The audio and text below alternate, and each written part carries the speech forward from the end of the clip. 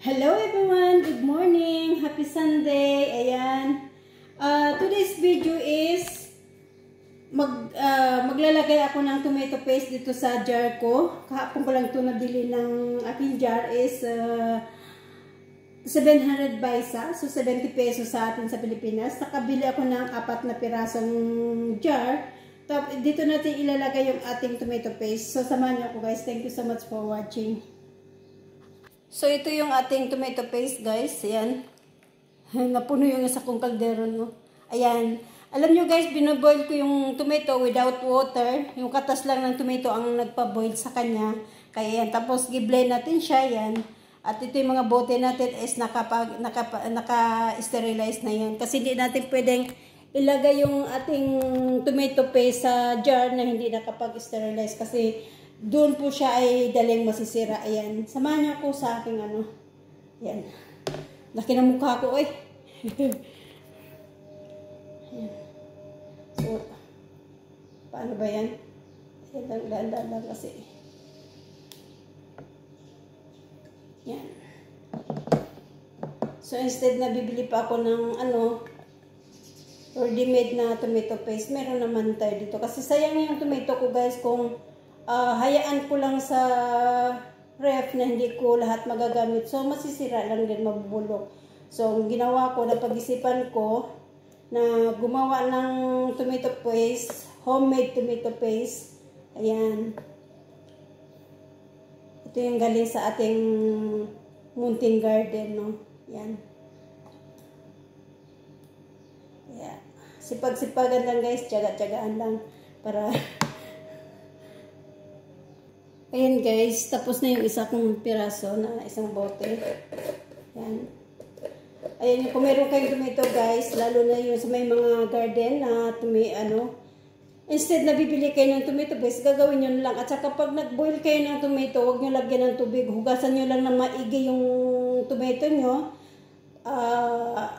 Yung nahiwa na, tapos, ano lang nyo, hinaan lang ng apoy para yung katas ng tomato, magbibigay siya ng tubig, yun ang pang-boil niya, yan. So, itong ginawa ko without water, katas lang ng tomato ang nagpa-boil sa kanya, ayan.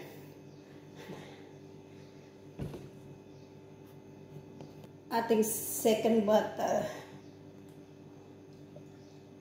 Yan, diba? Kasi alam mo, nagagamit ko to tomato paste pag maggawa ko ng, spaghetti, yan, or kaya macaroni pasta, diba?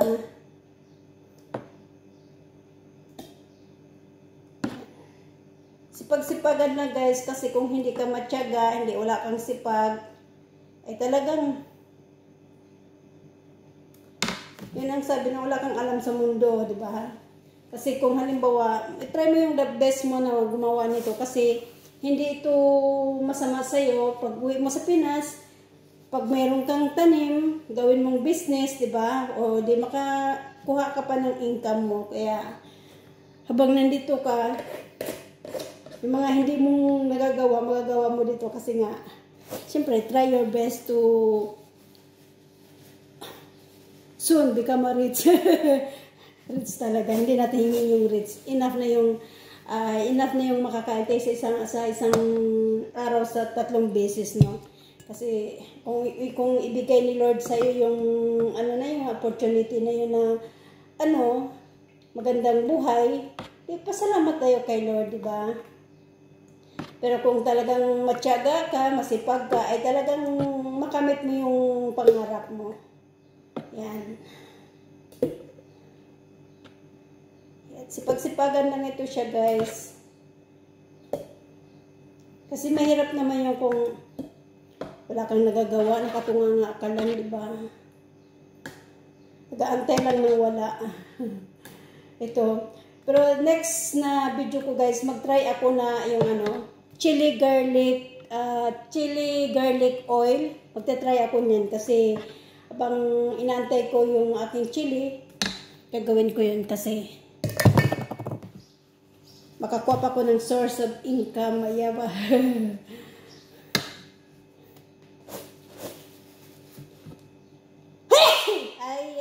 suggest me. Ayan. Kaya sabi niya, ay, baka enough lang yung aking bote. No? Ayan. Diba? Sa Pinas ka guys, pwede mo itong pagkakitaan. Kailangan kumpleto ka sa gamit mo. Pag meron ka nito yung pang plastic nga, pang silk. O kundi ano lang, maliit na container. Maliit na mga container yung jar. Tapos meron kang pang silk, di ba?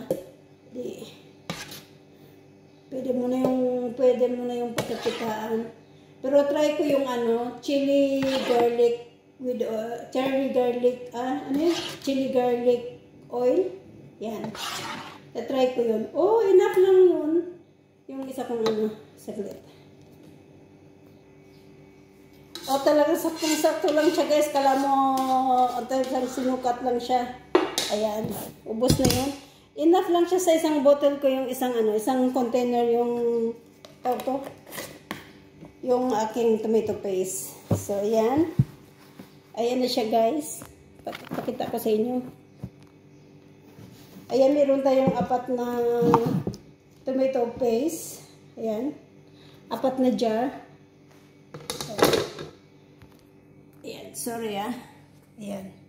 So, ayan siya guys. Meron tayong 4 na jar na tomato paste. Lagay natin sa ref para hindi siya. Hindi naman to siya guys masisira kasi ang kanyang water is natural. Katas ng tomato. Ayan. So, siyempre, pag magluluto ka, kailangan mo yung tomato paste. Ayan. So, meron tayong 4 na container. So, thank you so much for watching. And God bless you all. Ayan, may another, naman tayo, no? Nalalaman sa ating pag-garden. Kasi hindi nasasayang yung ating tomato. Pag hinayaan mo lang siya sa fridge, talagang mabubulok siya. Siyempre, itatapon mo yun, di ba? So, kung mayroon kang idea na gawin ganito, so why not? Gawin natin yung best natin, di ba? So, ayan guys, nakapagawa ko ng 4 na container, 4 na jar. So, mga ilang buwan na rin itong aking konsumo sa pagluluto, ayan. Pero kung pwede nating business, kailangan kumpleto tayo sa gamit na para yung mayong pang silk. Pero magtingin pa ako sa mga mall kung meron yung pang silk kasi pwede natin yung pagkakitaan. Ayan. Pwede natin pagkakitaan, i-online natin. Siyempre marami naman yung bibili niyan pag nasa online siya, no? Kasi siyempre yung mga taga dito mahilig sa chili. Kaya i-try natin yung chili garlic soon. Pag meron na tayong chili. Ayan. So, yan. Diba? Saan ka pa? Sipag at tiyaga ay ikaw ay ano yun? Sipag at tiyaga at matutupad ang iyong pangarap. Ano yung pangarap ko? Pangarap ko, tumangkad pa ako guys. Pero no choice na matumangkad ako kasi talagang pinanganak ako ng pandak. Ang mama ko guys, ang napakalang taga niya, 5'7". Tapos, siguro ganun, 5'4" ata ang papa ko. Matangkad si papa kay mama. Matangkad ang papa ko. Mama ko kay papa ko. Ayan. Pero ako lang isa yung nagmana na maliit. Ayan. Kumbaga sa saging, ako yung pinakadulo. Pinakadulo. Ayan. Thank you so much guys. Sa pag-support, please subscribe. Lorigin Tanangkil Vlog. At pa-help na rin po, pa-watch ng aking watch hour kasi bumaba yung aking watch hour. Kahit wala pa tayong income dito sa ating pag-white, okay lang yun. At least soon, inshallah, no? God knows na ma-reach din natin yun. Pero habang nandito tayo, gagawa muna tayo ng maliit na content. Ayan. Kasi wala, di ba? Ngayon sa panahon nito, hindi pa ako masyado makapaglabas, kaya wala akong masyadong content. Kundi yung content ko na lang yung aking pag-garden, kung ano yung pwede kong lutuin, maluto. Pero hindi ako, minsan yung, ayan. So, ito, siguro mag-content ako ng, Sa pagluto naman guys, yung pag-fry ko lang ng egg, kung ano yung, kasi hindi naman ako hilig yung magluto-luto ng ano, kasi ako lang naman kakain, paano ba yun? Ayan, so hanggang dito na lang guys, salamat sa inyo, don't forget to subscribe, Lori Jen Tanangkil Vlog, at hit the notification bell, para updated tayo sa mga bago nating videos, kahit simpleng video, ganon, at saka, magtulungan lang tayo dito sa larangan ng YT. Salamat, salamat and God bless you all. Jesus love you. Jesus loves you. Ayan. Thank you so much. Ayan. Nakagawa naman ako ng good idea ito. Masaya ako guys na meron akong nagagawa. Salamat. Bye-bye. Love you guys. Happy Sunday and God bless you all.